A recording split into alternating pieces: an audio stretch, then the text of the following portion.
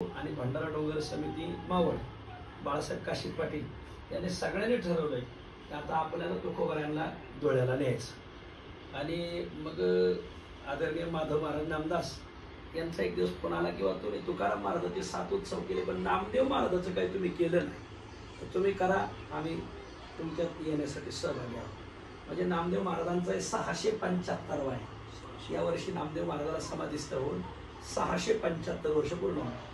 आणि काल परवा आदरणीय आमचे योगी निरंजननाथ हे आमच्या संस्थांचे प्रमुख विश्वस्त आहेत सध्या, आणि आमचे आदरणीय हरिभक्तीपरायण कबीर महाराज, पुरुषोत्तम महाराज म्हणून एक आळंदीचे अशी 5-6 विश्वस्त तेही म्हटले की तुम्ही जर ज्ञानोबरायचं करत असाल तर मग आम्ही तुमच्यात यायला तयार आहोत। आणि मग आम्ही त्यांना सांगितलं की धुळ्याला असं असं आमचं चाललंय करायचं। मग त्यांना खूप आनंद झाला, कारण मूळ म्हणजे सगळ्यात महत्त्वाचा हेतू भंडारा डोंगराचा आहे।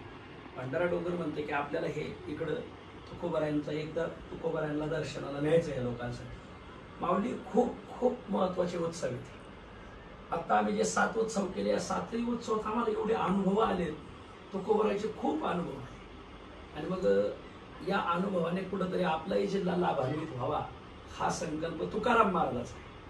हे त्यांच्या मनात असलं तर होत, नाहीतर होत नाही। 7ही उत्सवाला आम्हाला पुढेच अडचण नाही। 6 उत्सवात पुढे पाऊस सुद्धा आला नाही। 7व्या उत्सवाला पाऊस खूप, पण माणसंही खूप मान। पाऊस हाताना ओतरला, माणसं हाताला, माणसं तितकीच माणसं यायची। असा खूप मोठा उत्सव तोही झाला। आणि मग त्याच उत्सवाच्या पार्श्वभूमीवर आपल्याला जी मंडळी इतके 300-400 किलोमीटरहून येऊन जीव घालतात, तर आपण त्यांनी आपल्याला भोजन दिलं तर आपण ज्ञानामृताचं भोजन त्यांना देऊ, भक्तीचं भोजन त्यांना देऊ। आणि म्हणून स्वतः भंडारा डोंगर दिव संस्थान, ज्ञानेश्वर महाराज संस्थान आणि नामदेव महाराज संस्थान हे आपल्याकडे यायला तयार आहे। असं वर्ष परत जन्माला येणार नाही, असा योग मग माऊली थेट परत 25 वर्षांनी मग तुकाराम महाराजाचा 400 परत ज्ञानोबरायचा त्याच्यात येईलच, हेही सांगता येत नाही।